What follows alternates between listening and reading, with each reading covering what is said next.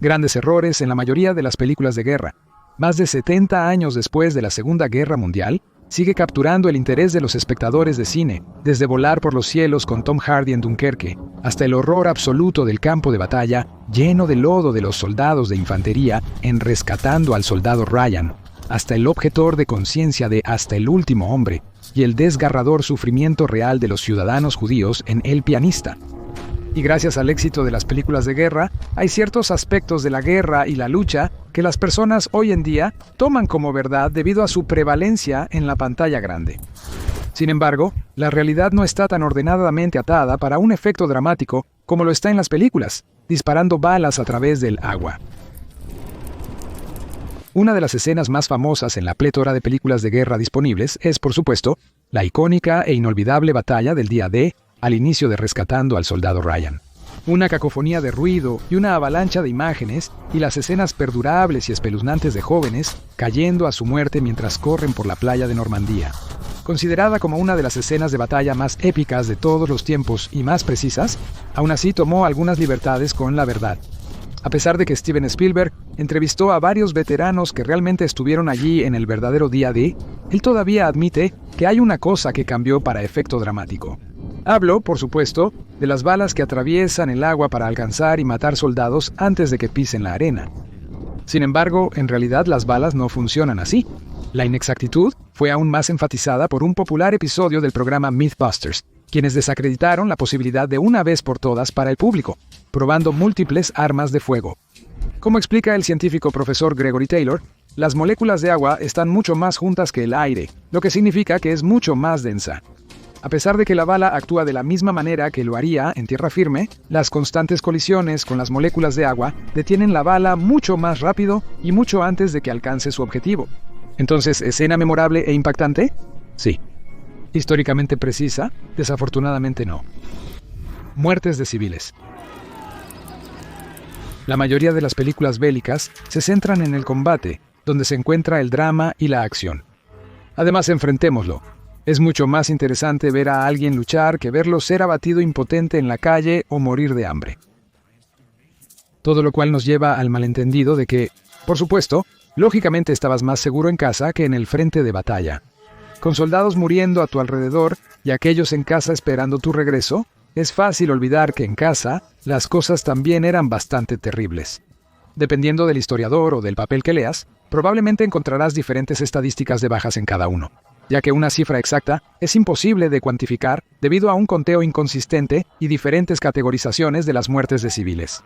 Pero el historiador Richard Bessel predice que al menos 60 millones de personas murieron durante la Segunda Guerra Mundial. En lo que todos están de acuerdo, sin embargo, es que murieron muchos más como civiles que como soldados en el campo de batalla. Muchos de estos fueron víctimas del Holocausto, pero no los únicos que sufrieron o fueron asesinados durante la guerra.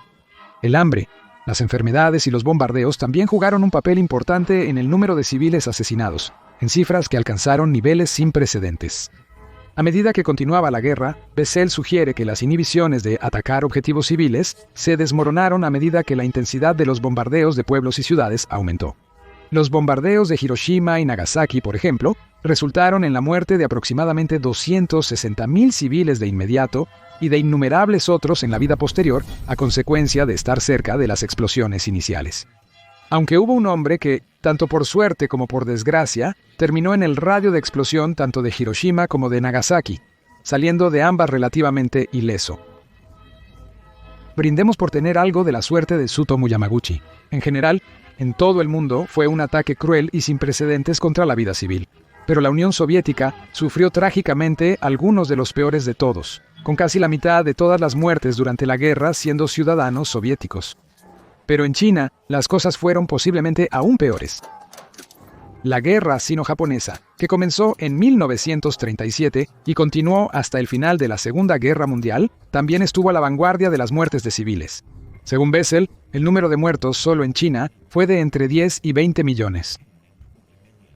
De cualquier manera que se vea, sin embargo, el número de civiles chinos que murieron superó con creces al de las bajas militares. De hecho, superó el número total de muertos en guerra que sufrieron alemanes y japoneses combinados. Los brotes de enfermedades fueron en parte culpables, Pero los chinos también soportaron bombardeos persistentes y repetidos de los japoneses, con 268 golpeando la ciudad de Chongqing solo entre 1939 y 1941. Además, hubo horribles atrocidades cometidas por los japoneses a los chinos durante la Segunda Guerra Mundial, incluyendo tanto la guerra biológica como la química. La vida en Europa no era mucho más sencilla. Por ejemplo, los alemanes tampoco dudaron en usar la guerra biológica, intentando crear un brote de malaria en Italia. Finalmente, muchos soldados no fallecieron en combate, sino como prisioneros de guerra. Bessel nuevamente estima que alrededor de 5 millones de muertes militares ocurrieron en cautiverio y fueron el resultado de negligencia, asesinato y maltrato como prisioneros de guerra. Entonces, mientras las películas de guerra se centran en el campo de batalla, lo que normalmente falta es la muerte y devastación en casa. Víctimas olvidadas del Holocausto.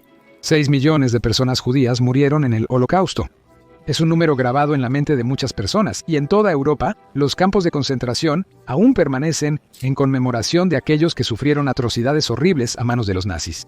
Pero lo que a menudo se olvida son las personas no judías que también fueron condenadas por el régimen nazi. Esto se puede ver en la filmografía del Holocausto, que hace poca o ninguna mención a las otras minorías que fueron objeto de exterminio. En El pianista, por ejemplo, no se enfoca en los homosexuales, ciudadanos sinti y roma, entonces conocidos por el término gitano, los discapacitados físicos y mentales, los alemanes negros o eslavos, entre otros que también fueron objeto de persecución nazi. Aunque, como argumenta el historiador Ian Kershaw, estas poblaciones nunca fueron atacadas o perseguidas de manera sistemática como los judíos, y no sufrieron pérdidas comparables. Sin embargo, al excluirlos completamente, las películas de guerra hacen un mal servicio a la historia y a estas personas en su relato del Holocausto. Przemysl Dobias, por ejemplo, era un ciudadano checo arrestado por ayudar a los judíos en el invierno de 1941 y luego enviado a un campo de trabajo antes de ser llevado al campo de concentración de Mauthausen, clasificado como un enemigo del Führer. Durante el trayecto, presenció el fusilamiento aleatorio de otros prisioneros checos destinados a la exterminación. O estaba Alex Ossowski, un ciudadano polaco que huyó a Varsovia y se unió a la resistencia polaca. Después de ser enviado a Auschwitz en 1943, más tarde vio a un número de gitanos roma y sinti llevados y gaseados. Estos son solo dos de las muchas personas no judías que se encontraron en campos de concentración, pero hubo innumerables más que no sobrevivieron para contar la historia. El número exacto de otras víctimas en el Holocausto no está claro.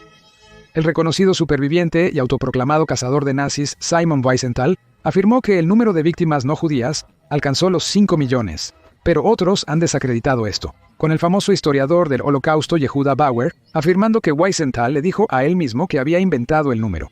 Otros, como el profesor estadounidense Michael Berenbaum, sugieren que el número proviene de la definición más amplia de Wiesenthal del Holocausto, adoptando un enfoque universalista. Sin embargo, estas víctimas no judías merecen ser recordadas. Kershaw sugirió que de los 1.1 millones asesinados en Auschwitz, por ejemplo, 100.000 eran no judíos. No es un número comparable, pero aún así fueron 100.000 personas las que murieron. Eran de diferentes grupos que, según Eugene Kogan, fueron divididos en 4 categorías por los nazis: criminales, razas inferiores, opositores políticos y asociales, que podrían definirse como vagabundos, carteristas, jugadores, maltratadores de esposas y personajes similares. De los que murieron en Auschwitz, según Kershaw, 70.000 eran prisioneros políticos polacos, más de 20.000 eran gitanos, sinti y roma, como se les llamaba entonces, 10.000 eran prisioneros de guerra soviéticos, y cientos eran homosexuales y testigos de Jehová. Al igual que los prisioneros judíos con la estrella de David, cada uno tenía su propia designación. Los prisioneros políticos llevaban rojo, los criminales verde con una S, los testigos de Jehová morado, los asociales negro y los homosexuales rosa. En ocasiones los roma, sinti y los considerados asociales usaban marrón en lugar de otros colores. La estrella de David pudo haber sido la más prominente, pero a lo largo del régimen nazi, muchas personas sufrieron, y aunque las películas de guerra son bombásticas, entretenidas y desgarradoras, solo capturan una pequeña parte de la imagen completa.